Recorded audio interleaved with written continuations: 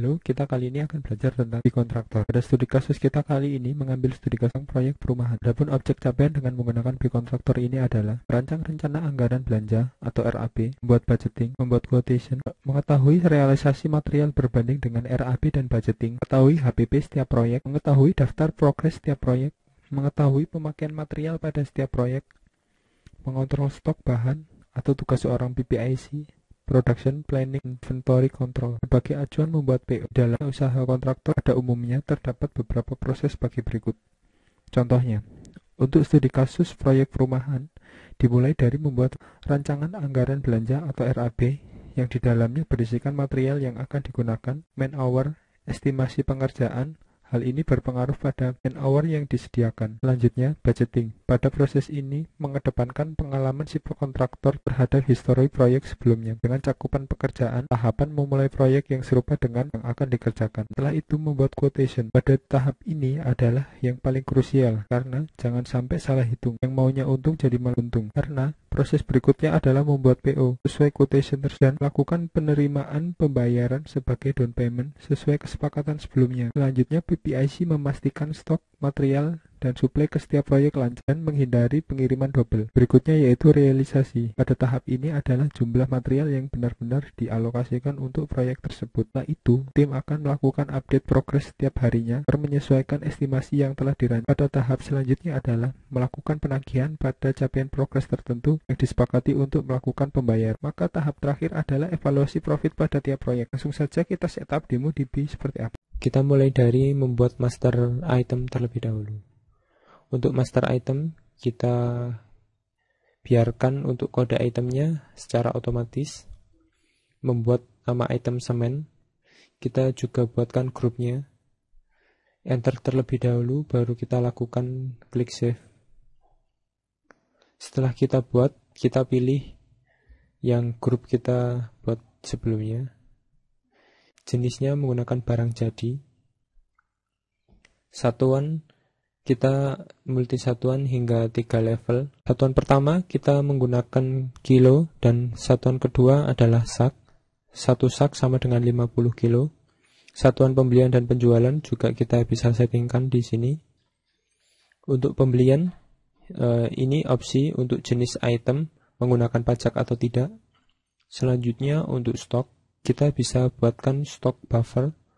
Jadi minimum dan maksimum dan harus melakukan reorder dalam kuantiti yang keberapa. Selanjutnya untuk penjualan, kita bisa settingkan harga jual dari level harga yang telah kita sebelumnya. Selanjutnya kita masukkan inventory-nya di akun persediaan bahan baku. Selanjutnya kita bisa save. Oke. Kita ulangi sekali lagi untuk memperlancar dalam melakukan entry data. Dalam hal ini, kita melakukan entry batu bata merah. Kita buatkan grupnya. Selanjutnya kita seperti tadi, satuan pertama dan kedua. Satuan pertama dan kedua. Selanjutnya untuk batu bata merah ini kita tidak menggunakan pajak. Contohnya mungkin kita menggunakan stok buffer. Selanjutnya kita melakukan setting harga jual untuk tiap level. Untuk inventory sama persediaan bahan baku. Setelah selesai kita save. Dan kita juga harus membuat master mitra bisnis yang terkait customer dan supplier. Contohnya menggunakan Wijaya Kartika. Untuk keterangan opsional, tipenya otomatis sudah terpilih customer dan level harganya kita bisa pilih retail atau tergantung. Sales untuk customer ini bisa kita catatkan juga. Selanjutnya kita masukkan alamat. Dalam hal ini multi alamat dan biasanya berdasarkan alamat kirim atau alamat penagihan.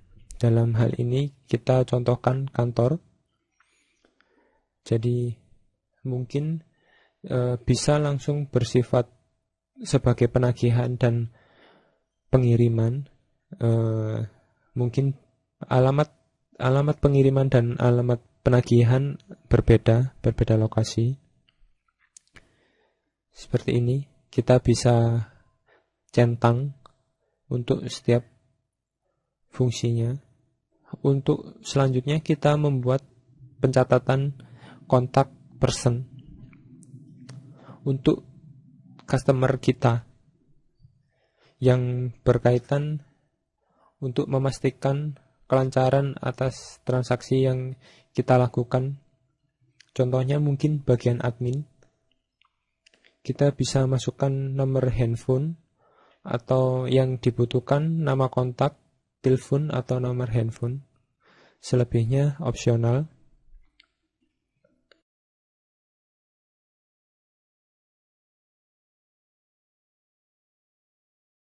Selanjutnya, bank pajak. Ini untuk pencatatan. Kebanyakan transaksi menggunakan bank apa. Selanjutnya untuk hutang dan piutang kita bisa settingkan. Kita bisa lakukan save di sini. Selanjutnya kita buat sekali lagi untuk memperlancar dengan studi kasus yang berbeda. Dalam hal ini mitra bisnis tipenya sebagai customer dan supplier kita bisa settingkan. Untuk alamat, untuk kontak ini bisa berguna untuk sebagai menanyakan harga jika posisinya sebagai supplier dan memastikan kiriman sudah benar jika sebagai customer. Untuk bank pajak sebagai pencatatan saja. Dan yang terpenting adalah pembelian atau penjualan menggunakan pajak atau tidak terhadap mitra bisnis ini. Jika kita menggunakan multi currency, kita juga bisa menggunakan toggle plus untuk mata uang. Selanjutnya kita bisa menggunakan limit dari jatuh tempo hingga frekuensi peminjaman atau limit nominal uang yang kita pinjamkan.